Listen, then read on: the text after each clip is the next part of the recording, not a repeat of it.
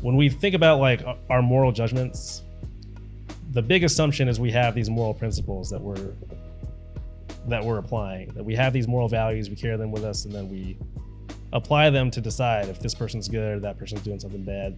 Really, it's a gut reaction. If we feel angry or disgusted by what they're doing, we'll say it's wrong, we'll say it's immoral. And when we reason morally, when we engage in moral reasoning, that's justifying our initial judgment. Yeah, we think we're scientists gathering evidence and saying, well, they did this and that hurt that person, so I'm going to say it's bad or this person's evil or whatever. But we're really more like lawyers, where when we reason, it's to argue for what is our intuitive initial reaction to something. What are some of the, are there any studies that you did that immediately jump to your mind when you start thinking about the studies you enjoyed the most, or the most interesting thing you found? I mean, because you have a great bit on stage about talking to men about being attracted to other men, right? And so that wasn't my word, but that great study. I don't even get into the methods of that work, which are great, because they actually put, elastic bands on the men to see how aroused they get while they're watching straight porn versus gay porn. Yeah. So what's the study? The theory is that homophobic men are just secretly attracted to other men. Oh, yeah. And the way they do it is they bring men into the lab. They put what's called a penile plethysmograph on them. That's a great fucking word, dude. And it's just a rubber band with like electric wiring in it. It's a Nuva ring for. So they can see how much the band is stretching. Oh, okay. So they'll have them wear the band around themselves, and then they just watch a few different kinds of porn. They watch man on woman, woman on woman, man on man, and they're seeing how aroused you get. Oh, interesting. So which one is your cup of tea, right? Yeah. Which one? And they're measuring, and then they're also like, they know beforehand how homophobic these guys are. They took a little test. Yeah. How do they get people to volunteer for that? Yeah. Yeah. The newspaper. Newspaper, Come in, dude. $20. Listen, I'm living in a van. I'm doing comedy. You asked me to come watch porn for money. I'm gonna do it. Are you a male between 30 and 45 and you hate gay people? Are you a male between 38 and 39 who just started comedy and needs a couple dollars? Come try out our penile plethysmograph. What was it? A penile what? Plethysmograph. Plethysmograph. Jesus Christ. I'm sure they made it up just to not call it a, Penis what man. it actually is. They should do it for people with erectile dysfunction. Oh. And I'm going to get people in trouble. Maybe that's what they need for erectile dysfunction, is just gay porn. You know what I mean? That'll do it. Well, they just show them all the same videos and then a video of their wife and see what the difference is. That's the problem. See what the problem is. Who's in the bedroom with you? So what's the or their spouse, whatever that would be. What's the so when you think of the studies that you've done, what are the interesting ones that you? I mean, are they all interesting? Some of them just like, I don't give a fuck. Some of them are just, this would be easy to do. Gotcha. And my students interested in it, but I mean, most of them, I'm interested in. I mean, I've done a bunch of studies on, morality is very interesting to me, like how we decide whether other people are good or bad, or certain behaviors are good or bad. And I've run dozens of studies on that. What's a morality study that you've done? I mean, right now, one just interesting idea that is sort of a big theme in a lot of what other people are doing is that when we think about like our moral judgments, the big assumption is we have these moral principles that we're applying, that we have these moral values, we carry them with us, and then we apply them to decide if this person's good or that person's doing something bad. But that's not actually how we make moral judgments. Okay. Like it's pretty much always very intuitive and emotional. That when we see someone do something, really it's a gut reaction. If we feel angry or disgusted by what they're doing, we'll say it's wrong, we'll say it's immoral. And when we reason morally, when we engage in moral reasoning, that's justifying our initial judgment. That the idea is, we think we're like scientists, or like, we think we're scientists gathering evidence and saying, well, they did this and that hurt that person, so I'm going to say it's bad, or this person is evil, or whatever. But we're really more like lawyers, where when we reason, it's to argue for what is our intuitive initial reaction to something. Okay. It's in a defense of our initial judgment? It's a lot of bias, right? Yeah, so we're engaging in reasoning not to decide, but in this biased manner to just justify what our gut reaction to something was. So like one of the originators of this idea, his name is Jonathan Haidt. He has these studies on what he calls moral dumbfounding, where he'll ask people, all right, here's a scenario, tell me whether you think this is morally wrong. And he'll be like, all right, there's these two people, Mark and Julie, they're brother and sister, and like one night while they're on vacation in France, just the two of them in this cabin, they decide to make love with each other. And they're real safe. You know, he wears a condom, she's on birth control. They keep it extra safe. They enjoy it. It draws them closer together. They agree not to tell anyone and not to do it again. And it makes them feel closer together in the long run. And that's the story. And you just ask people, was this wrong what they did? Was this immoral? And pretty much everyone's like, yeah, that was wrong. They shouldn't have done that. Then he'll have them explain, all right, why do you think it was wrong? And then now they're trying to find a reason, and they're like, oh, well, if they had kids, they could be, right? Yeah, they could be unhealthy or something. And he has a bunch of these scenarios, and he always structures them so there's no harm done. Right. And he can explain away any of their reasons. He's like, well, they kept it extra safe. I mean, they did everything you could possibly do. And then people say, oh, well, maybe it'll make their relationship awkward. And he's like, well, no, that's the whole thing says. It draws them closer together. And what he's able to find with a bunch of different scenarios, there's one where like a person's dog gets hit by a car in front of their house, and they bring the dog in, and they clean and cook the meat, and they eat the dog for dinner. He's able to corner people into this place where they say, all right, well, I don't know why it's wrong. It just is. Right. Which that statement by itself lets you know people are able to make moral judgments that are completely intuitive, and they have no idea why, but they're willing to stick with it anyway. So it's supporting this broader theory he has, which is, our moral judgments they're intuitive. They're feelings, they're emotional. And when we draw on these moral principles, it's not what got us there. It's a thing we're using to defend our emotional reaction. It's kind of like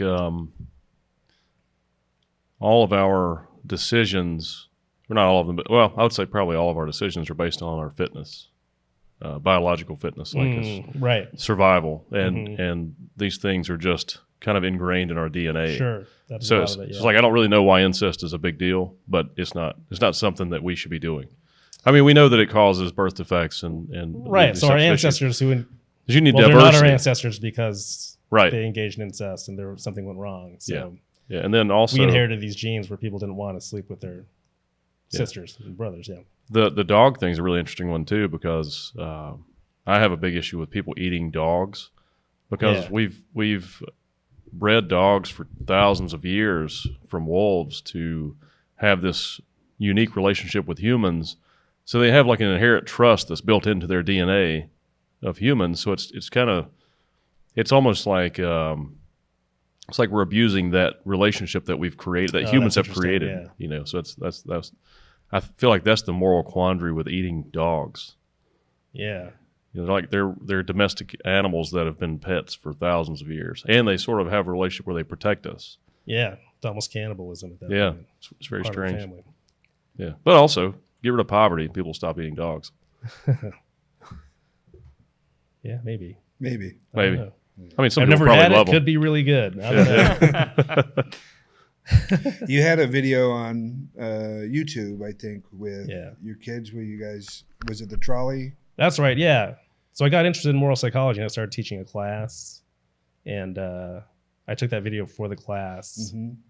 So on the first day, there's this really popular moral scenario, this dilemma that people use to talk through. And this is another one. This is another study or a little paradigm I guess you can use to look at how emotions versus reasoning plays a role in moral judgments, where you just in this scenario, it's, I think everyone's heard of this at this point, the trolley problem. It's where there's a runaway trolley. It's about to run over these 5 people who are tied to the track, and there's a lever that, if pulled, will divert the train or the trolley onto a separate track where one person is tied up. I don't know why these people are tied up to the tracks, but they're there. Is it one person you know? It's not. It's just 6 strangers. Will you kill one of them to save the other 5? Gotcha. And there's no right answer. It's heading towards the 5. It's barreling towards the 5, and you can change the circumstances. And yeah, is there a common answer to that? That is more prevalent? People are pretty split. I don't know what the most common answer is, but the idea is you're either you're either being utilitarian about it and you're just doing the math, and so arguably being very rational about it. One.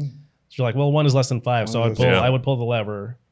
Or you're thinking more deontologically is what they say, where there's just certain sacred values you don't violate, which is you don't take someone's life into your hands. I'm choosing to end this one. Just don't do anything. Right. And so you say, well, I could save those 5 people, but it's wrong to murder. So basically, would you murder one person to save 5? Right. And if you feel like it's just wrong to murder, I wouldn't do it. That's another common response. And yeah, people will tweak the circumstances where I think most people would pull the lever. Most people are pretty utilitarian, especially when you're asking people in a study. They're like, okay, they want to see, my thinking and reasoning. And then when you're rational about it, you tend to go with the math. But it's clearly a conflict between reasoning and emotions. So they'll like tweak it a little bit, where instead of pulling a lever, you got to push a guy off a bridge to stop. Right. It's like a fat man's on a bridge. You can push him, and he's big enough that he'll stop the train. Right, right. It's still, the math is exactly the same. It's still kill one person to save 5. But now almost no one wants to do that because it just doesn't feel the same. It feels way worse to kill someone by putting hands on them than to pull a lever. It's more, the more distance you put between you and the death of the one person, suddenly the more deontological, the more people are going against the math. So the moral of this is that drones interfere with empathy. Or allow utilitarianism. Right, yeah. Depending on and how other forms of corruption. I love those questions. Yeah. I love the unanswerable questions. It sounds like you end up with a career based on unanswerable questions, or are most of the questions answerable? When you do these studies, do you go in with... The questions themselves are not answerable, but they allow you insight into people's thinking. They allow you to see, emotions are playing a role here. Emotions are really informing people's moral judgments, and that's a fact. You can see this is a major influence. So it seems like a lot of crossover in philosophy too with this. Yeah, a lot of philosophers and social psychologists collaborate. And psychology was a branch of philosophy in the beginning. Oh, interesting. When did you find your interest in all of this stuff? And was it philosophy? It was interested. Yeah, it was philosophy first. I got to college. I was a computer science major, but a lot of interest. I want to take a little of everything. I want to take a philosophy class just to think about the big, That was in college? questions. That was in college. What'd you go to? What was your thought? What are you going to college for initially?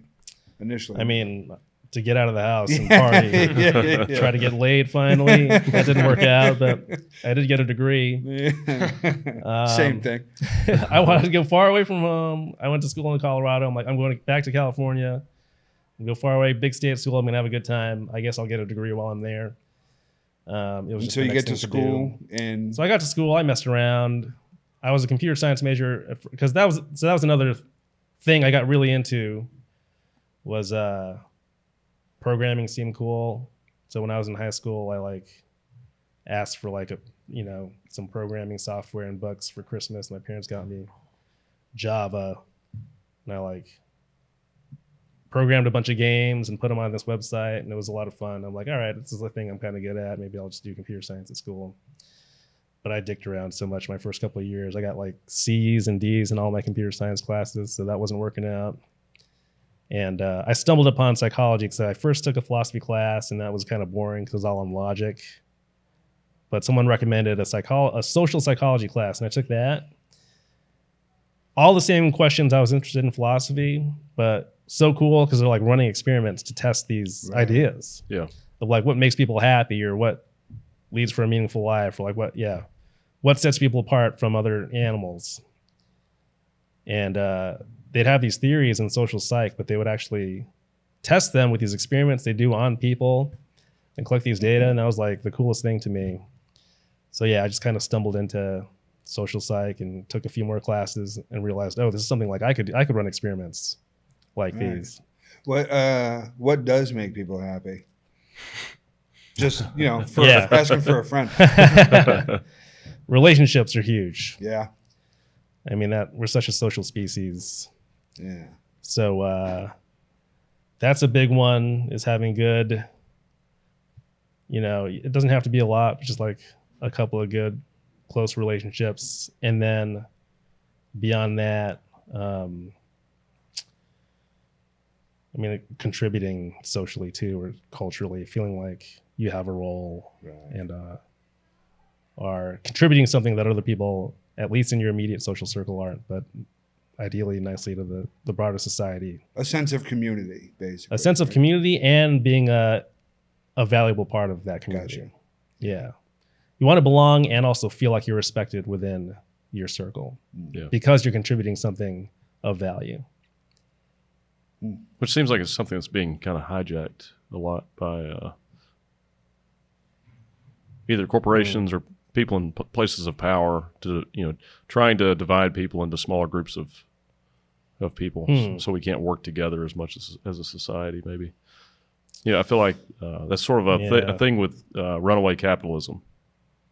It sort of has that effect on a society. Yeah, just dividing people. Yeah. Yeah. In some ways, it's easier to be happy in the smaller group. There's some truth to that too, I'm sure. That's the problem with having access to too many people and so much information. Yeah, it's easy to be the funniest guy in a group of like 6 people. That's true. Yeah. When you have access to every comic stand-up clips, and you see how much better they're doing than you and how much funnier we just compare all the time. We can't help but compare ourselves to other people, and that's how we determine our value. Am I special in a way? Am I contributing something to society in a way that other people aren't? And it's easy to feel that way in a small pond, but the small ponds don't exist as much anymore. Yeah, we see everybody. And we see the best of everybody. We see see the absolute best of everybody and the worst. Yeah, but maybe, but not as much, right? Well, that's true. Yeah, there's nobody's a lot intentionally posting their worst shit. Right. Yeah, I might be the only one. That's why I have this thing. I say that my ideas are not my own, but all of our ideas are ours. Yeah, and I like that. We're all a collective. We all share ideas constantly because every idea we have is the result of millions of ideas. Really, it's not like you just created something completely original, out of nowhere. Yeah. What's that? Forever ago, I heard the idea that we, as a species, are supposed to we belong in smaller groups of. There's a number. It's the Dunbar number. What is that? The Dunbar number. Yeah. What's the number? It varies, right? It's like 150 to 150 to 250 or something like that. Yeah, but it has sections, so I think it goes all the way up to like 1,500 or 2,000 or something. Right. So where do you fall on that with that idea? I mean, as a comedian, the goal is to have as many people as possible who are like, I fuck with that guy, I like that guy, and then you also think about that Dunbar number and the idea that we are supposed to thrive in these small-ish groups, 150, 200 some people, and now you can have 10,000 friends in a day, Yeah. Friends loosely. Yeah. Yeah, I think I think there could be levels to it. I think you can have your that's what they call them on Facebook. Yeah. Sure. It's Facebook friends. They're not hey, I got 10,000 loose Facebook friends. Well, you can look at it the same way you look at religion. So like with comedy, if you have 10,000 followers or 100,000 followers because of your comedy, there's something that's in common with all that these people all share in common. They like your they like your style of comedy. Mm-hmm. They like what you're saying, whatever message you're saying, or just the type of humor you have. It resonates with those people. So it's the way that religion has been used throughout history to bring together large groups of people, like whole societies, like maybe millions of people. Right. That you can, if you create an idea of a god or a deity or something, and it has this certain construct with these specific rules, you can implant that idea in millions of people's minds, and and those people all share that commonality, so they feel like they're a family or they're a group or some. Totally, yeah. Yeah, it's an identity. That's been one of the big, sort of mysteries, is how we solved living in these giant societies cooperatively. Yeah, religion's a big one. That's a big thing in morality too. That's what it's binding people together. Too bad we just can't decide that we just shouldn't do anything that harms other people. Yeah, well, we disagree about what is harmful ultimately. Well, death is a big one. Poverty, suffering. Yeah, right. Physical suffering is a bad one. Yeah, but some people don't agree with that all the way, right? Yeah. They're like, Fuck as them. long as it's not my physical suffering. People are making different trade-offs. That's another Haidt idea, which is that, he talks about people have these moral intuitions, and he actually carves them up into these 5 basic ones. And the idea is one source of the conflict between liberals and conservatives is that the moral intuitions they're using are different. That liberals have 2 moral values or intuitions that they're drawing on when they're making moral judgments. And that's, the first one is harm. It's immoral if someone's being harmed, if people are suffering. That's bad. Yeah. And the other one is fairness, that groups should be treated equally, fairly. Everyone has those 2 moral values, liberals and conservatives alike. But the idea is conservatives have these 3 other ones that liberals don't. So conservatives value loyalty. The whole idea there is you should prioritize the in-group over other people. You should be loyal. The other one is authority, obedience to authority. You should respect people higher up in the hierarchy than you. And then the other one that they have that liberals don't is purity, sanctity, that you shouldn't do things that are disgusting. You shouldn't violate, your body in unnatural ways or whatever. Yeah. And conservatives tend to value all 5 of those moral intuitions. Liberals just the first 2. And so they're making different trade-offs. So liberal will be totally against poor people suffering, but conservatives will be more likely to, if it's good for the group, it's okay to make certain trade-offs. More rational thinking and less emotional thinking is the argument. I'm not saying I agree with it, but I think that's the argument. Maybe, yeah, in some cases. Or more logical thinking. Yeah, and you'll see things like if you see a question authority bumper sticker, then it's probably going to be a liberal person. Prioritizing loyalty or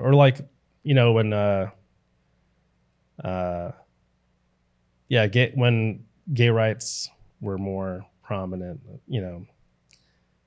basic disagreement is it wrong for 2 men to have sex privately in their bedroom? Right. Which is funny because it's fine, but that's a purity sanctity thing of it is wrong to do things that are disgusting, even if it's not directly harming anyone. It's still a violation of natural sort of things. It's interesting. I consider myself a true independent. Mm-hmm. Yeah, I understand both sides of the arguments, and I understand both types of people. Mm-hmm. I'm probably a little more on the liberal side personally, just because maybe it's high empathy or whatever. And also I'm an artist. Artists are typically more creative and more open. But also I think there's a lot of contradictions on both sides of both liberals and conservatives. Like a lot of conservatives talk about how they're all about being independent and individuals and freedom and stuff like that. But also they're very authoritarian in a lot of ways too. Sure. And both sides can be that way. But and I'm not talking about Republicans, Democrats, not political stuff, just individuals. And I feel like as a society, you can kind of loosely divide the society into three groups of people. You have Mm-hmm. liberals, independents, and conservatives, and independents can sort of navigate both sides a little bit. Mm-hmm. We're not so tied down to one ideology, Mm-hmm. maybe more open. And then also, but more liberal people typically seem to be better at openness and creativity and coming up with Right. ideas. Sure. They're not as constrained to ideologies and stuff like that overall. And I think conservatives are more like their strengths are more into implementing ideas. They're more structured, maybe a little more analytical, and I feel like we need both. We need all three, really. We need all three of these working together. It would be great to see a society or maybe a change in our own society where even in politics you could have one of each in every position of government, and that way there's more balance. Because I think you need those both, all three of those working together to create a balance. And it's gonna those discussions can be uncomfortable, but that's how you solve problems, is through the pain of the difficult discussions. Sure. Yeah, I think there's definitely like a yin yang thing going on. I Yeah. think the two moral approaches complement each other. Yeah, you're right. Liberals tend to be more creative, more open, more progressive, welcoming of new ideas and change, whereas conservatism, I mean, it's in the name. It's more about conserving traditions and rules, and this is what has worked. This is how things were. Yeah. But yeah, to evolve and adapt, I mean, you need some change, but too much change Can be chaos. Yeah. And I think it's no coincidence that society is always half liberal, half conservative, and that moves as things become more chaotic or risky, and you need more safety and order. People become more conservative. You see that at the societal level and at the individual level. Yeah, there's some interesting stuff happening today in society. There's a lot of people becoming more independent too, which I think is good. I think it's a balance, But yeah. And I would say on a personal, like financial level, I'm pretty conservative. On a societal level, I'm quite liberal. But and when it comes you have money, so you got things to conserve. I grew up really poor though. Yeah. And so I haven't always had money. I've lived both. Do you feel like you were financially conservative when you were younger too? Yeah, fairly. Yeah. And I think one of the issues I think in society that would make society a lot better if we would address poverty, and I think we focus too much on inequality. Like some people doing way better than others. Not everyone wants to be super successful, but everyone needs to have their basic needs and have. Yeah. I think if you make the launch pad a good place to be, then you'll have a lot more successful people in society, and you also have a much better society in general, because you'll find the true potential in all the members of the society. And I think that should be our focus. But I think a lot of poor people would agree with you.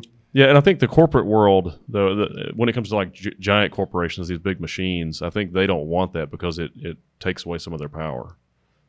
So that's a big conflict. It's almost like a paradox. How do you overcome something so overwhelming? Yeah. And so powerful? Yeah. As a poor people, as one of the poor people, you get my vote on that.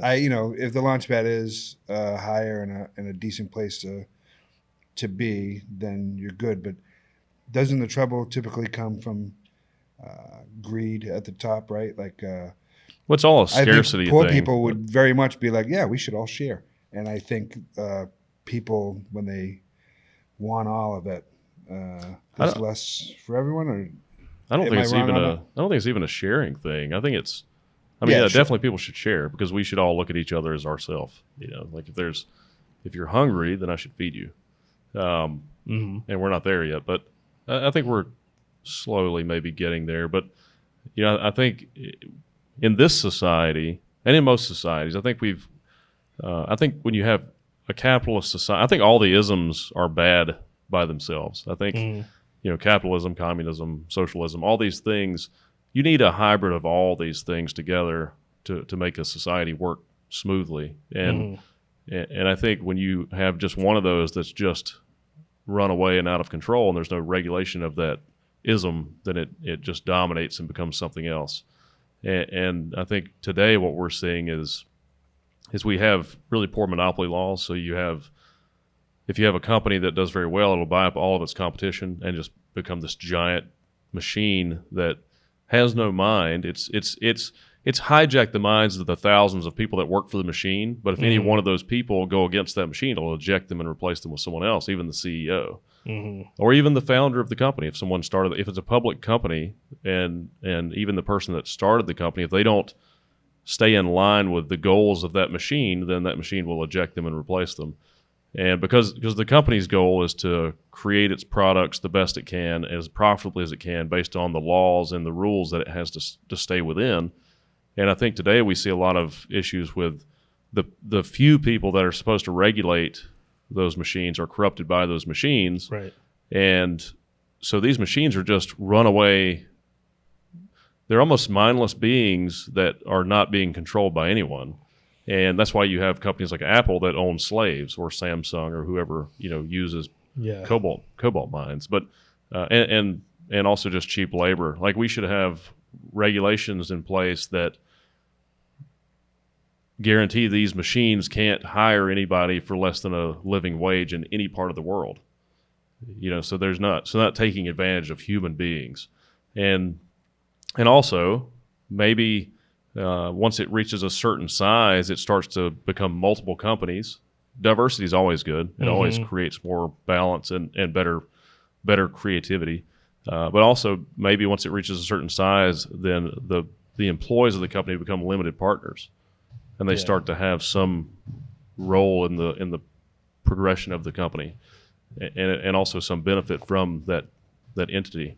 But there's a lot of different ways you could address it. But I think the way it is currently, it's a paradox of these machines just getting everything they want because it's a corrupt system. And one solution to that too is pay politicians a lot more money. What is that job of being a regulator really worth? It's probably worth several $1 million a year, and then also have more balance. That's why I said have 3 people for each position. Pay more to politicians so they're not corruptible. Is that the idea? Well, yeah, so less corruptible. So you have it's more incentivized to not be corrupt. And also eliminate the avenues of corruption. You can't be on the board of a corporation after you retire from politics. You can't be an owner of that corporation. You can't. There has to be some level of sacrifice in that career, but also make it worth doing. If you make a few $1 million a year, that's why judges make a lot of money. There's always more money. Right, and there's always more greed. Yeah, but there's a level of, no matter how much the politicians and as make, an academic, like they can make more. Sure. Yeah, as an academic, you're obviously swimming in money, so you know all about that. I think it makes it harder to corrupt the people too. If you, and also it would incentivize creating anti-corruption laws where you can't get these kickbacks or these incentives or these speaking engagements, but it's still worth doing the job. Since you started doing comedy, have you had any ideas on like what kind of study group you could do with comics that you've met, or is there anything that you've learned through all your experiences? Has anything surprised you about the group of people you've spent time with over the last few years? Yeah, good question. I don't know, maybe not. I mean, by this point, by the time I started comedy, I sort of read and thought about every group, and comics are a unique group, but I think we're well within the human spectrum. The human spectrum for sure. How much before you started doing comedy? Because I remember your first mic.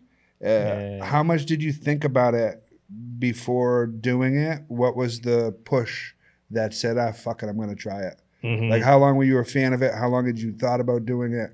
And then what was that push?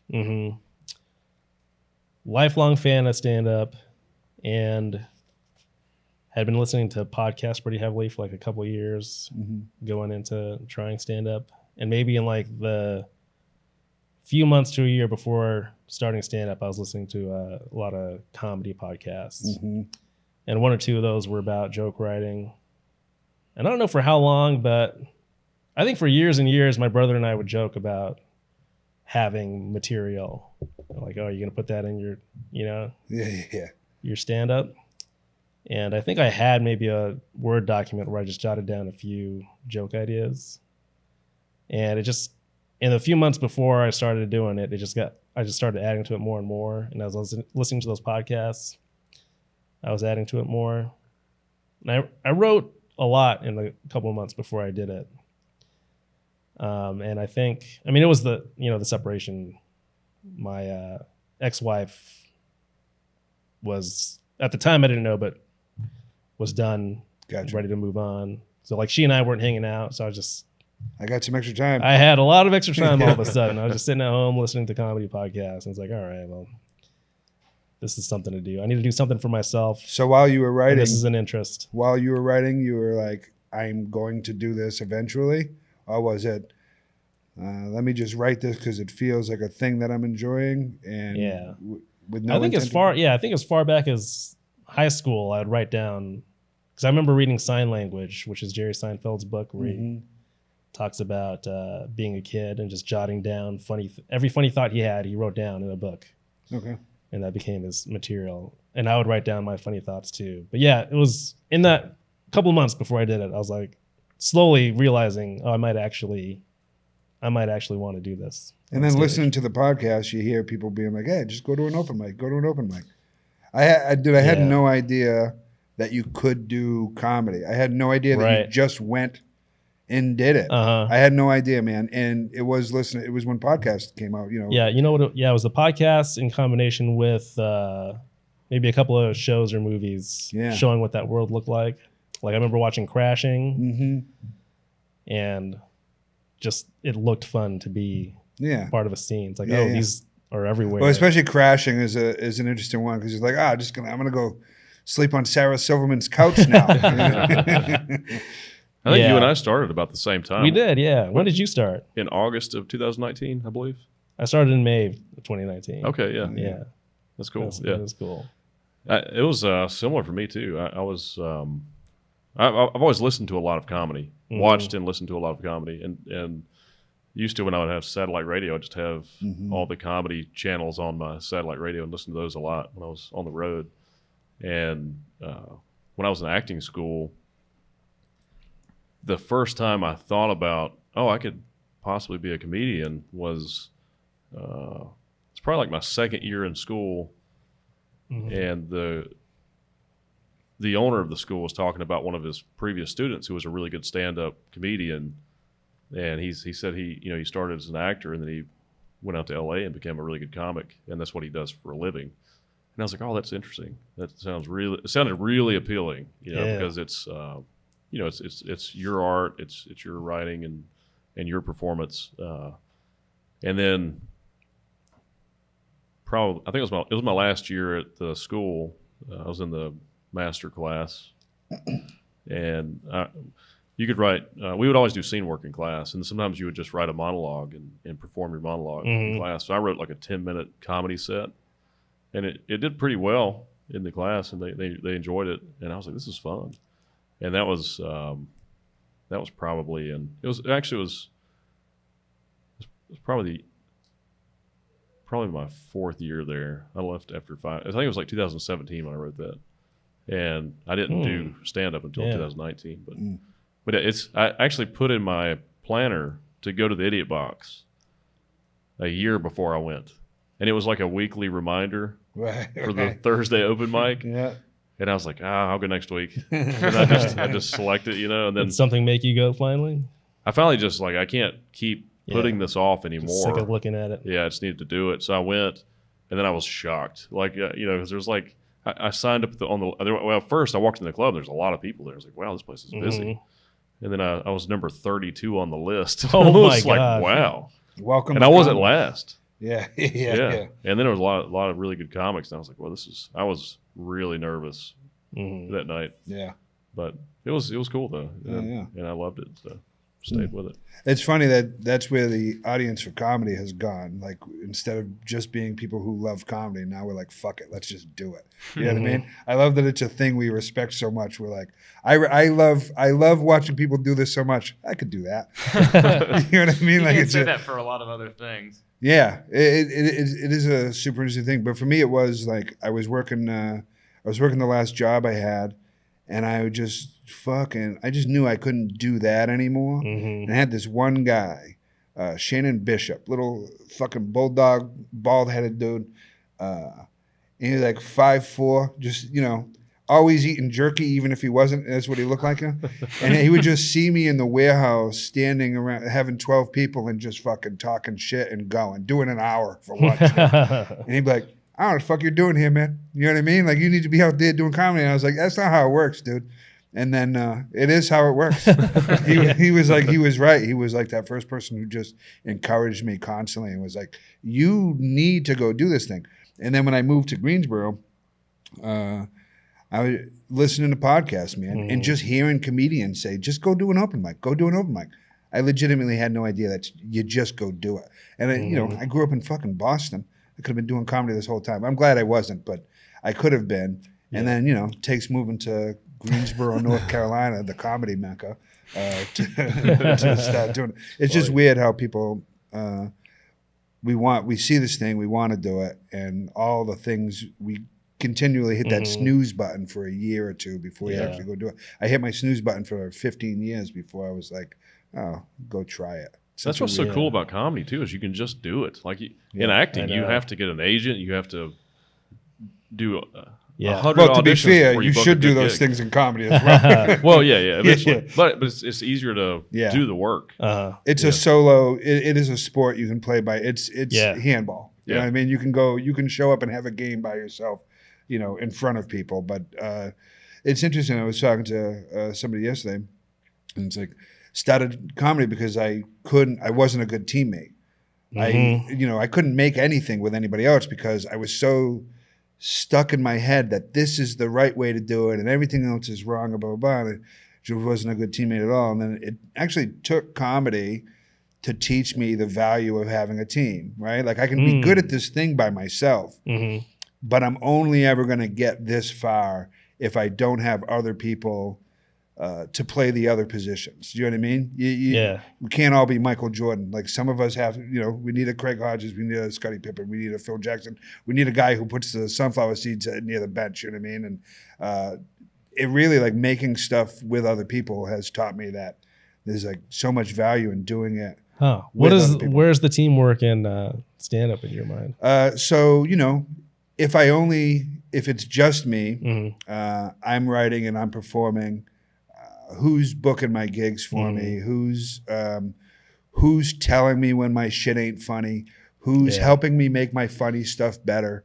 Who am I in the car with? Who am I spending my time with? Who's motivating me to do more shows? Because if left to my own devices, I have proven that I will stay in the house every day. You know what I mean? I won't go out. So I need a older comic to kind of guide me and tell me what's the next turn. I need a younger comic to be fucking chasing me because I don't want Nick Cartwright to be better than me. You know what I mean? And then he fucking catches up and I got to hit the gas a little bit and I got to try. And when I let off, he fucking blows by me and gives me that stupid grin and I hate it and I get a little bit better. You know what I mean? And then I need people to foster and teach. You know what I mean? I need to see somebody and be like, hey man, that was really fucking good. Have you tried this exercise? Because when I remind somebody to try an exercise, it reminds me that I got to do that fucking exercise. So that's all of it is teamwork, in my opinion. I think I would be hard pressed to find any comedian who's ever had a really successful career by themselves, or any human. Yeah, and I thought that's just how you. I thought that's just how you had to do it, and I got really funny just being by myself, but I got nothing out of it. I mean, I got things out of it, but they just weren't of any real value, and the real value came when I allowed my opinions to be shaped by these other people that I trusted. And that, having a really world-class level comedian tell you you're funny, there's nothing better than that. I don't give a fuck what you do. You can make all the money in the world. I don't give a shit. For me, my value is how much can I make these people laugh?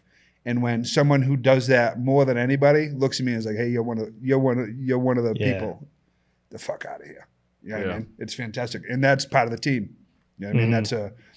That's a Hall of Famer or a great coach being like, "Hey, kid, You know what I mean? You can play, and that shit's important. You need that encouragement, and so I think the teamwork comes from all sides, and that's a thing that is very new to me. Like just in the last 2 years, I realized that it definitely matters who tells you you're funny. I want people I think are funny to think I'm funny. Yes. You ever have someone tell you you're funny? It means zero. Yeah. Oh, yeah. Or it may, or like I've had people hurts my feelings. I've like killed with a room and then saw someone else go up that I thought was terrible. And I'm like, oh God, that meant nothing. I hate myself that you laughed at me and this person. Yeah. Or you see somebody go up that's terrible, and then you go up and they don't laugh at you. That's like, even worse. What is happening right now? Sure. Yeah. You take those. You take so much of it personally for so long, and you still do. I mean, the whole thing is personal. You know, it'd be great to say that it isn't, and I figured out like, oh, that was just an off night or whatever. I still take it personally because the math I've done is this: do I know a comedian who could have done well tonight? If I do, then I should know how to do it. You know, and so now that's a piece of work that I have to do. I've gone to places I shouldn't have been able to do well, and I did, and then I've gone places where I should have, and I didn't. And it's constant micro adjustments. It's how in the moment are you? If you woke up with a plan that morning, you're fucked that evening. You know what I mean? It's like, you know, what I tell people is, if I text you, I'm like, hey, EJ, you want to hang out at 8 o'clock? And you're like, yeah. And then I start writing stuff down to talk to you about. And then I'm like, hey, EJ, so what about the Federal Reserve? And you don't give a fuck. You know what I mean? You're not in that mood. I have to make adjustments and talk about what we're both interested in the moment. And so having ideas that morning is very important. And so it's these, I'm watching the room. You have to watch the room, man. Coming in and knowing your act is good is one thing, but being able to make slight tweaks to that thing is super important. And I think that's what I've learned from being around people who are much better than me. You know what I mean? So, yeah, it's fascinating. The whole thing's fascinating. Yeah. I would hate to. I could never do a set having not been in the room to see who came before me. Yeah, you don't know what happened, what you're walking into. The whole room could be thinking or feeling or sharing something. You're just not a part of it. So that's actually one of the reasons I stopped when I was hosting. I started hosting at clubs, and I stopped doing crowd work up front because I realized the headliner was never watching me. Yeah. And so I would go up, and this was my fault, but then it happened as a feature as well, right? So as a host, I would go up first, and I would riff around and get the crowd really going, and then I would have this. I would have this moment with this person in the crowd, be like, your name's Jamiroquai, whatever the fuck it is, right? And then guy in the headliner come up, be like, hey, how's everybody doing? And he'd lock eyes with the same person, be like, what's your name? And the guy would be like, Jamiroquai, and everybody would fucking die laughing, and this guy wouldn't know why it happened. And so for me, that was like a real lesson of A, don't do that as a host, but B, be in the room to see what's actually happening, you know? Yeah. Can't escape the noises. What that is? I have no idea what this is. Like a hammer drill or something. We got a elephant working out over there or whatever. Yeah. All right. What is the meaning of life? Money. What is money? That's a good question. Yeah. I had a bunch of questions. Just hit me once. Yeah. What motivates you to keep pursuing comedy? Like keep pursuing stand-up? I mean, so far it's still very fun.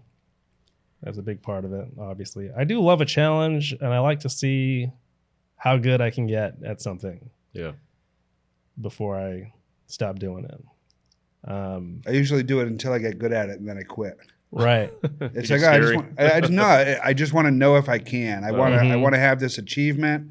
Put that in my belt. I know I can do that. Right. But comedy has been different because every time you get there, the goal line moves. Right. It's like that wasn't enough. I felt, every 3 years, if you'd have told me I'd be where I was 3 years later, I'd be like, I did it. And totally. Meanwhile, then I look back and I'm like, I didn't do nothing. It feels like an endless intellectual pursuit. Yeah, it really is. There's no way to finish it. Right. If I ever reach a point where it feels like I'm not getting better for a long time, I could see stopping. But so far, it continues to be challenging. I love a challenge. It's fun to be creative. I would argue that point, that if you got to the point where you didn't think you were getting better, that you would stop. I think it would drive you a little bit more. I think you would get to the point of, I'm not getting better. Fucking why? Right. You know what I mean? And because I've hit those plateaus a few times where it's That's like, oh, true. am I as good as I'm ever going to be? That's sad. I think it would take seeing what it would, knowing what it would take to get better and just not willing to do that.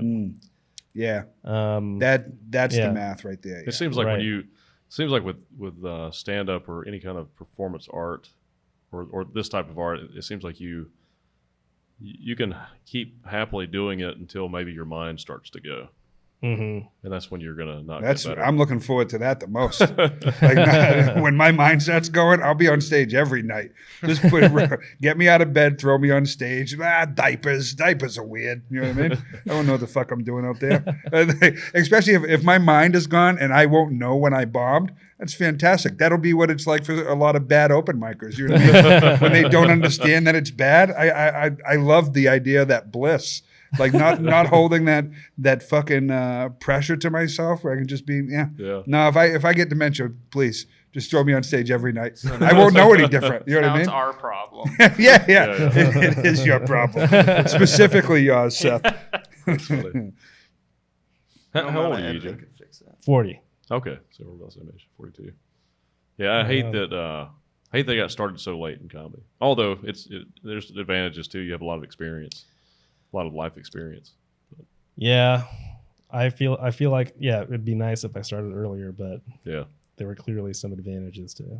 I think you stop when you stop. I knew a lot of guys who started when they were 18, 15, 16, 18. A lot of my friends that I started with. And I was like, oh man, I wish I had started when I was 15, 16. And I was like, the fuck would I have taught? You know what I mean? I would have killed myself with any success, first off. And also, I was a fucking lunatic. I knew nothing. You know what I mean? And I'd just been yelling about stuff and like, it would have been bad. And so I don't know. I think there are some advantages. And I would venture to say that you're both probably two of the more well-adjusted human beings that I know. Had you started earlier, perhaps not so much. That's true. You know what I mean? Yeah. Yeah, I mean, it worked out. I'm having fun. Same here. Yeah, that's true. Plenty of time to get better. Yeah, there is plenty of time, right? Although I think the as you get older, your perception of time changes. For sure. You sense the running out of time, and I think for me that's really motivational. It makes me work hard at comedy because I know that I don't have all this time, so I've got to get my shit together and have something impressive over the next few years. Like I need to be constantly trying to take it to the next level. How do you budget your time as an older person with responsibilities, lives, families? Yeah, you know, I had, I had like a little bit of a meltdown. And I was like, well, this 110% of my time is this now. You know what I mean? And I did not make the correct decisions of budgeting my time and finding the time for it. I was all the way in person. How do you find the time to do it consistently enough to get better and also still stay in your life and be a responsible adult? Well, EJ's wife helped him with that one. Yeah, freed up some took time. a lot off my plate. yeah. For sure. But still, even with that, because when you started, you were still married. You're still a parent. You're still a teacher and a professor and all of these things. You're running multiple businesses. You're a parent. You're a husband. You know, I barely find time for a fucking open mic now. You know what I mean? And I got nothing to do. Oh, you're busy. Yeah, not so much. I'm trying to be number one in the world at Mario Golf. That's my big thing. You're humble too. Yeah. So where do you find how do you find I would love to hear Neil's answer to this because I feel like I haven't figured it out. Okay. It's a constant problem, right? But I think I mean a lot of things that you want to pursue, you just have to do it. And there's a lot more time in the week than a lot of people think too. I think when people tell me they don't have time to do something and they just have a one job and maybe not even a family, I'm just like, well, what are you doing? You know, what are you doing with all your time? Are you playing video games or watching movies all the I time. think people aren't aware of where their time is going. Yeah, you got to really sit down and if you track it, yeah. I think you learn a lot. How do you track it? And for me, the hardest part is having a 6-year-old daughter, like, or just having a family, because I have to spend time with them because they're the most important part of my life. And but I also, as an artist, I have to create too. Because if I'm not creating, then I'm not happy. And so I think, it's just balancing. Everything's a balance, right? My biggest worry is, I want to get out there and do more shows. That's currently one of my big goals, is to go out and do more shows, and maybe even I want to, as fast as I can, be able to get on the road and be able to do good shows on the weekends.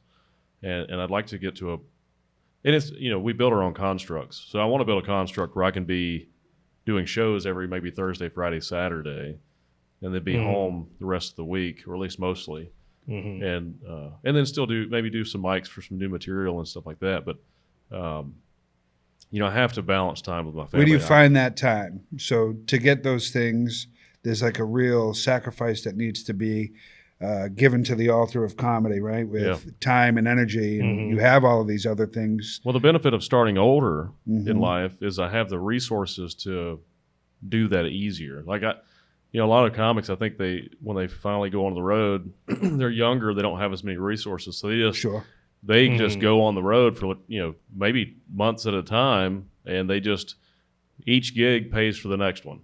Yeah, I did that for sure. Yeah. And you can definitely ruin your experience out there and make it a thing that you do not enjoy. I was a person, and I know so many people who go on the road and it's just a slog, and it's just not fun. And not that work always needs to be fun, and not that this needs to always be fun, but it needs to be somewhat enjoyable, and you need to be able to go on stage and take something back with you. But when you go out and it's constant just getting beat down, it does become not a fun thing. Do you feel like you're doing it enough? Are you doing it enough to get to the point that you would like to be? Is it, because there is, to me, when I see it, there's all the passion arts, that the performance arts that you can get into. It does seem like there is an exchange for sacrifice. You know what I mean? Like, you have to sacrifice to get the thing you want in exchange. And then with limitations of being a grown human being adult, there's only so much you can sacrifice there, right? Like, are you doing it enough? Are you doing it? Are you doing it enough? Does it feel good? Is there more? And if there was, how do you get that? Yeah. I think I am doing it enough. I do wish I could do it more. But I think time management wise, I think two things that work for me are, one, if I think about all the stuff I want and need, I think one thing I've been able to do is be thoughtful about how much of this do I really need. Okay. Like I told you, I used to run every single day, and that was my goal, was to run every day. And realizing I don't need, it doesn't have to be every day. I could run 3 days a week and get the same out of it. And that's freeing up a crazy amount of time. I did that with a few things. Just realizing you can get most of what you want out of something doing it less, and that's fine. And also, kind of relatedly, the second thing is realizing that even a little bit is going to move you forward. So, yeah, you don't have to write an hour every day. Right. If you write 10 minutes, it's easy to find 10 minutes. And sometimes 10 minutes turns into more. But if you just commit to the 10 minutes, and even just a few times a week, that adds up. Yeah. All you have to do is take one tiny step toward the thing. And if you do that every day or multiple times a week, you're going to cover some distance. So, and the 10 minutes makes it manageable. It's this thing I tell comics after like about a year or so, and it always like, oh, they're like, holy shit, I didn't see that. But it's open mics, right? Every open mic you go to, you're doing 3, 4, 5 minutes, and you consistently feel like, oh, I got to have a good 3, 4, 5 minutes for this open mic. And so you put that pressure on yourself. Right. And really, the pressure should be, can I get a new 30 seconds a week? Yeah. 30 seconds a week that I like, feels good, it makes me giggle, it makes them giggle. I Mm-hmm. can add it somewhere else. If you have 30 seconds a week, at the end of a year, you got 26 minutes. Yeah. That's pretty fucking solid. And Yeah. 30 seconds a week sounds so much more manageable than 4 minutes of new shit every week. It's so difficult. And you set your expectations so high, and by backing them down, it helps out. What is your writing process like? I mean, mostly I'm just thinking throughout the day about if something's funny to me, I'm trying to notice, and then I'll like text it to myself. And then before I do a mic or a show, I'll look at all the texts I sent myself and just write around that for like, 10 minutes to an hour before I go up. Okay. Often when I have my laptop at, like, I just did the Roar show on Tuesday night and I was on my laptop for the 30 minutes before the show. I was just looking at all my texts and seeing if I could write around any of them. Most of my writing is in that right before I go on stage. I love that, man. Or when I'm like driving to a mic or something. Yeah. Yeah, the texting it to yourself is an interesting thing. I hadn't thought of that. I do notes, but then I got to scroll through and find notes. Mm-hmm. But if I have the funny ideas in my text, that's I like that. That's good. Yeah, I do notes too. I just every time I have a funny idea, I just voice record it into my notes, my phone, and then I'll do a similar thing. Eric, I used to just write everything out. Yeah, and it was very scripted. And Same. And my biggest struggle is being in the moment, sort of being free and not being so self-conscious. And so he's got me to sort of step away from that. And when I have what I think is a funny idea in my notes, I'll just think about that idea a lot and try to find some punchlines and maybe some tags for it. And then I'll just talk about it on stage. Yeah. And it'll be long and clunky and if I can get a couple laughs, then I know where the funny part is. Right. And then I can go back and rework it, and I'll talk about it on stage, usually a few times, and record it before I write it into my set. And that's typically when I write it into the set, it's a real bit, and then it'll still evolve and keep changing. But before I take the time to sit down and actually write it in, but I do try to write every day though. Either go back over old bits. And try to punch them up or find new tags, because it can always be better. And even when I have stuff that's that I really like, in 3 months I'll hate it. Same. Yeah, you should. Yeah. I mean, you should hate it a little bit, enough to fix it, improve it, make it better. If it's the same it was. And there's some that you actually just keep liking. Yeah, There's some that's nice. A few. I have so one of the things I'll do is I have two feelings that'll happen for me. One is I talk to myself constantly. So if I get a giggle, I just go write that down. Whatever that giggle was, what made me giggle, I write that down. I put it on I have like 4 dry erase boards strewn about my house in different places. And then the other feeling I have is, what the fuck is that thought? I don't know what that is, but I know it gave me a taste in my mouth. So I write it down because I don't know how it's going to work out, but it will. And then I train myself to use my OCD, ADD to my advantage. I walk around, I catch a peek at the I get fixated on things. Excuse me. I think of a thing and I can't get it out of my brain. And I actually, when I was traveling, I would go to antique malls, because it would stop the chatter. I'd see so many different things. There's no time to stay in my shit for too long when I'm, you know what I mean? And so I do the same thing at home. I see these dry erase boards, I catch a look, and then I'm obsessing about that thing for 8 minutes, saying a phrase over and over again. I'm on the toilet, like fucking thinking of this thing, and then I'm doing laundry thinking of this thing, and then I'll catch another one and I'll obsess on that. And I'll never say them out loud. And then I get to the club, and eventually one of those things will creep into my head, and I had to practice getting rid of that filter that stopped me from saying the thing. And now I just trust my brain doesn't want to go home and be sad that night. Yeah. And so whatever my brain is feeding me is the thing that's most likely going to work. Yeah. And so I try to let it fall out of my mouth and trust that even if it's not great, it'll get better in the moment. And I'm so needy for the reaction and the laughs that my brain will figure it out in midair. You know what I mean? We're jumping out of the plane with all the stuff for a parachute, start sewing. You know what I mean? And it's going to make the parachute before I get to the ground, hopefully. God, that's why I cannot do that. It is what you're doing. That is what you're doing. You're writing right before the show. Oh, well, yeah, that's true. I'm not doing it on stage like you are. I got you. Yeah. I relate to EJ a little more on the writing process because you have a real gift with just... It's desperation. People, if you say it's a gift, it makes it sound like it's such a thing. But you grew up talking a lot of shit, though. I did. Yeah. So it's like, like it was... I grew up trying to be more polite. Right. And oh, I was polite. I had to be. Yeah. But, you had to defend yourself with words on occasion. Yeah. Somebody said something recently on a podcast. I can't remember who it was, but they said in people that are from bigger cities, they talk more shit because there's less people with guns.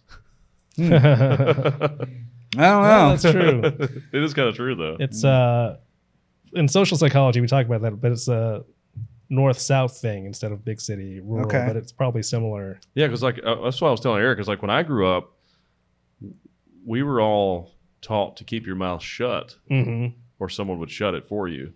So we're all respectful and polite. It doesn't mean that everybody's nice that's polite to you, but they're all polite. I don't know. I grew up around a lot of people with guns. Well, that's true. You were in the inner city. I was sitting here thinking, it was like, nobody had guns. Everybody had guns. You know what I mean? Like 13-year-olds had guns. You guys had responsible gun ownership. We had aggressive gun ownership. It was a New York comic. I think they were talking more about New York comics seem to be the best at crowd work. You get a lot of crazy crowds. Yeah. Yeah. Mm-hmm. I did a show at the Grizzly Pier, I think it's called. Yeah. And I was staying across the street, and my friend Caitlin, I was staying at her place, and she was running a show, and a couple comics in the car. And so I was just in bed eating crepes. And she's like, "You want to come over and do time?" And I was like, "Do I have to?" And she said, "It would be really helpful." I said, "Lovely." I was like, "How much do I have to do?" I said, 15. So I go on stage, and I wasn't in the room before I got on stage. And so I get up, and it turns out like the 8 to 9 people that were in the crowd were Swedish tourists who barely spoke English. And I was like, I didn't know that going in. So the first 2 or 3 minutes is nothing. Like I'm just getting nothing. They're just looking at me very polite. And I'm like, what the fuck's wrong with these people? They don't understand my jokes. It turns out literally they did not understand my jokes. That's funny. And then once I figured it out, asked some questions. So yeah, when you're in New York, you're doing all those fucking guerrilla comedy shows. And those crowds are completely different. It's a different muscle you get. I think every possible scenario that you could come up in is going to give you some advantages that the other ones do not. You know what I mean? And the ones you feel uncomfortable with are the ones you should probably do more. Yeah, that's fair. I think for me, starting doing shows for 3 or 4 people who were stumbling in and didn't give a fuck. They weren't downtown for comedy. So then when I got in front of a rowdy crowd who was 100 people, I was like, you guys can't hurt my feelings. You know what I mean? I saw a lady with her grandmother stare right through me while I was talking. You know what I mean? I ain't scared of y'all. Yeah. I can't do the thing you do with the dry erase boards either. I would like to do that, but that's one of the things. I'm married. I have a 6-year-old. I can't write my crazy thoughts on a dry erase board in the middle of our living room. Yeah, she's like, "Daddy, what is a penis Pythagorean?" Fuck that word is. That is my favorite word that I've learned in a long time, by the way. But my brain is constantly just analyzing shit anyway, so it never stops. So that if there's a bit that's bothering me, I'll just think about it all the time. I think that's it for me, is just to remember to give myself time to think. Yeah. Like I think a lot of people, we're just so used to, I don't know, consuming content, watching stuff, keeping busy. But like just finding the time, that's why I kind of like driving around, like to do comedy in North Carolina. If you want to get up every night, you got to be driving to these other scenes. Yeah. And people are like, you drive to Raleigh like multiple times a week. But I like that hour and 45 minutes. I used to listen to podcasts, but I'll just let my mind wander and ruminate. And a lot of creative, a lot of stuff comes out. People used to think it was weird. They were like, "What are you listening to in the car?" I'm like, nothing. Yeah. Nothing. And so it used to be when I was working, driving truck, it would only be comedy podcasts, comedy CDs. And then when I started doing comedy, it was just comedy podcasts. And then it was just my own sets, and then it was either nothing or my own sets. And it was for a long time, complete silence on 8-hour drives. And I love that though. Like it really did just allow me to fucking be only in here. Yeah. And then when you go on stage and you can allow that time to work for you, it's nice, you know, find that natural, that thing that you thought at 42 minutes into your drive that was just ridiculous, made you giggle. Boom, it's like it felt like free bits. Yeah. You know, it's I heard Louis C.K. say that he said never forget to write in silence. And I put that in my notes. Like always remember to write in silence, because I mean, you know, a lot of times when I write, I will listen to some music or, you know, something, at least some sort of mood type music. Maybe it's just background music. But also, if I write in silence, it's usually a better writing session, because your mind can get into a flow state and you're more free. You're not influenced by anything in the moment. You know, your thoughts are more clear. It's just hard to be in silence today. It is. There's so much content. There's so much. You're so used to consuming information. Yeah. I mean, I'll have like 5 minutes of dishes to do, and I'll spend 30 minutes looking for something to put on. You ever go to the bathroom and forget your phone? Oh, it's like you really don't. Yeah, you don't. Yeah. If you really want to get to know yourself, you know what I mean? Spend that 4 or 5 minutes by yourself without a phone. It's like I invest in a squatty potty. Hard to look at your phone when you're on a squatty potty. Is that true? Yeah, I think it's a little harder. Why? Because you kind of got to balance yourself a little on a squatty potty. Are you doing it wrong? Maybe. You're supposed to do like you're doing a handstand, right? No, but I think it's harder to hold on to a phone when you're using the squatty potty. I'll put a phone mount in the bathroom then. Yeah.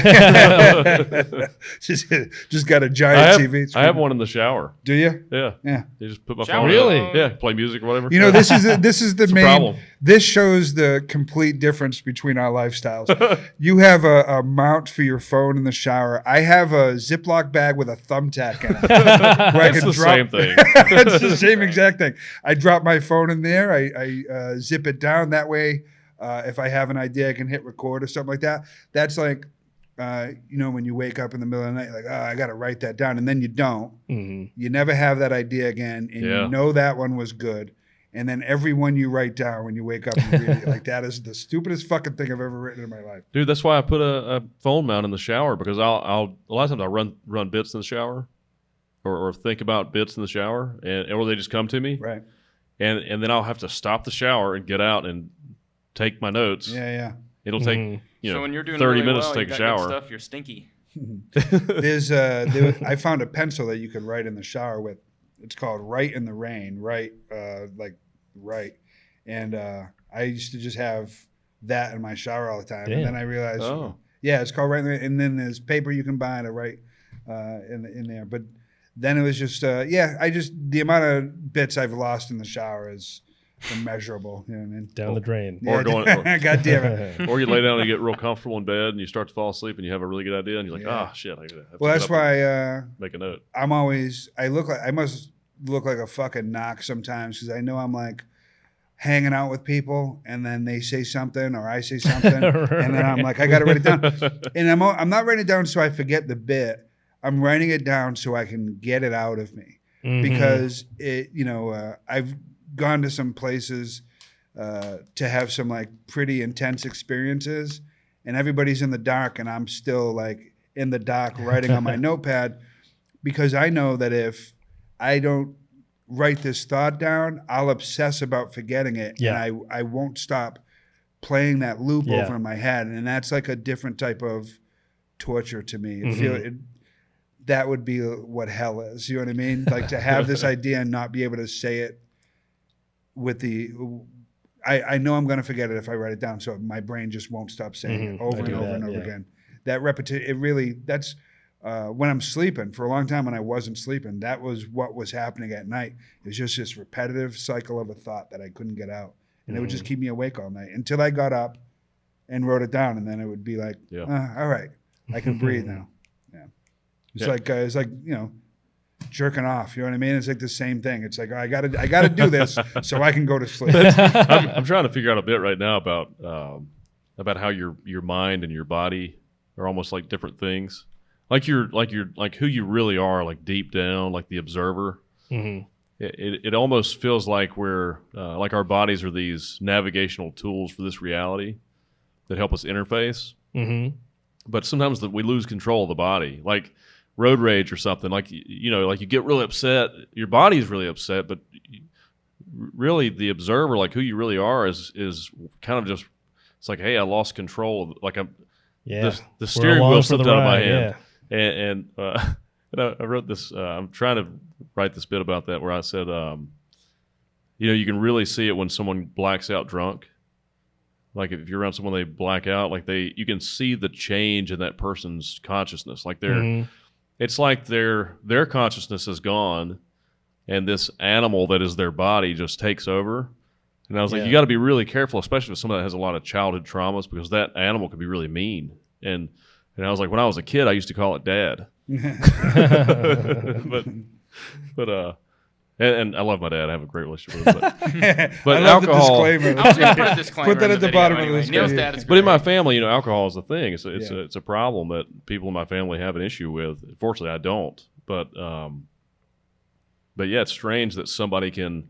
And my dad doesn't drink anymore. But it's strange that somebody can, drink alcohol or something like that, and you can see that change. Also, people that struggle with weight and stuff like that, it's a loss of control of the body. When I would drink, I just became like super nice. You know what I mean? Yeah, I me just too. become Yeah, the I was nicest younger. person. Yeah. I'm paying for everybody's drinks. I got no fucking money. I don't give a shit. I'm like, everybody's my friend. I don't know why. I would rather be the fucking angry, obnoxious person. I'd rather wake up like a Hulk with a decent bank account. But you didn't really black out much, did you? I had Eventually. Years. Yeah. I had a couple of years there where I blacked out 3 or 4 years probably, for one long stretch. Yeah. You know what I mean? Yeah. When I was young, alcohol was cool. It's like it actually It's gave still me energy. cool, Neil. I don't know where you've been, but it's still pretty fucking cool. But I enjoyed it back then. But now when I drink, it's like it makes me tired and dull, and then I feel terrible the next day. Yeah. So I just cut it out. That's an age thing, isn't it? Yeah. Yeah. I used to never get hungover, but Yeah, me neither. Yeah. And then I one still day, love to drink. I just feel uncomfortable more. it's a big price now. Yeah. So for sure. It's rare. Right. Yeah, the conscious self blacking out thing, that's like what most of my research from grad school on has been, is like Really?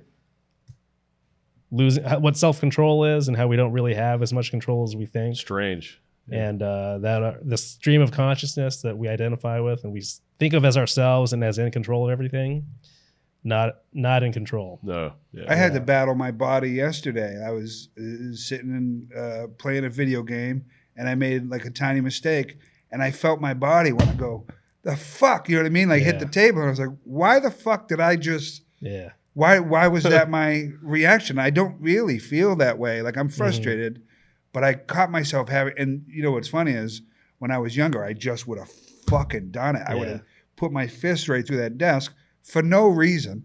You know what I mean? And like catching myself.